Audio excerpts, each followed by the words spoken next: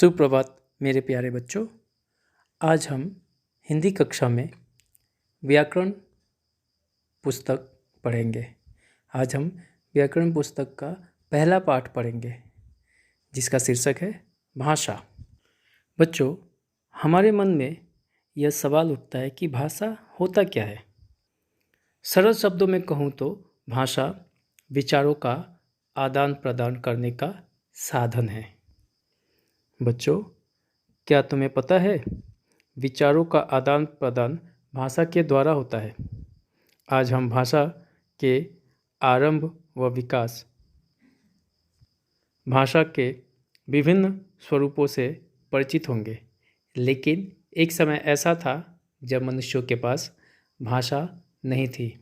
वह केवल इशारे से ही अपने विचार को व्यक्त करता था, अपनी मन की बातों को इशारों से समझाने का प्रयास करता था। परंतु उस समय भाषा न होने के कारण व्यक्ति को या मनुष्य को या मानव को समझने में बड़ी कठिनाई होती थी।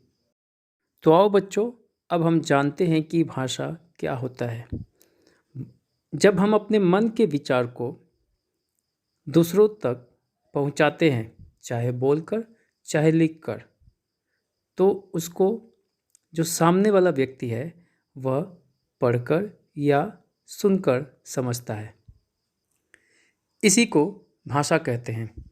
अगर हम इसकी परिभाषा के बारे में जानें तो इसको ऐसे लिख सकते हैं कि अपने मन के विचार एक दूसरे से बांटने का माध्यम या साधन भाषा कहलाता है। भाषा के दो रूप हैं, अर्थात भाषा के दो भेद हैं। जो पहला है वह है मौखिक और जो दूसरा है वह है लिखित। मौखिक भाषा में हम अपने विचार को बोलकर दूसरों तक पहुंचाते हैं और दूसरा व्यक्ति हमारे विचार को सुनकर समझता है। जैसे इस वक्त मैं बोल रहा हूं और बच्चे सुनकर मेरी बात समझ रहे हैं, यह मौखिक भाषा कहलाएगा। और अब हम जानेंगे कि लिखित भाषा क्या होता है। लिखित भाषा में हम अपने विचार को लिखकर दूसरों तक पहुंचाते हैं और जो दूसरे व्यक्ति है वह इसको पढ़कर समझते हैं। जैसे कि परीक्षा में छात्र परीक्षा में लिखते हैं और शिक्षक उनको पढ़कर समझते हैं।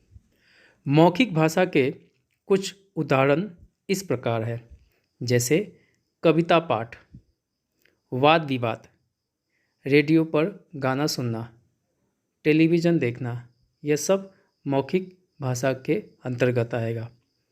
लिखित भाषा के कुछ उदाहरण इस प्रकार है, पत्र लिखना, ईमेल लिखना या लघु संदेश सेवा, अर्थात छोटी सी संदेश किसी को लिखकर देना, यह सब लिखित भाषा के अंतर्गत आएगा।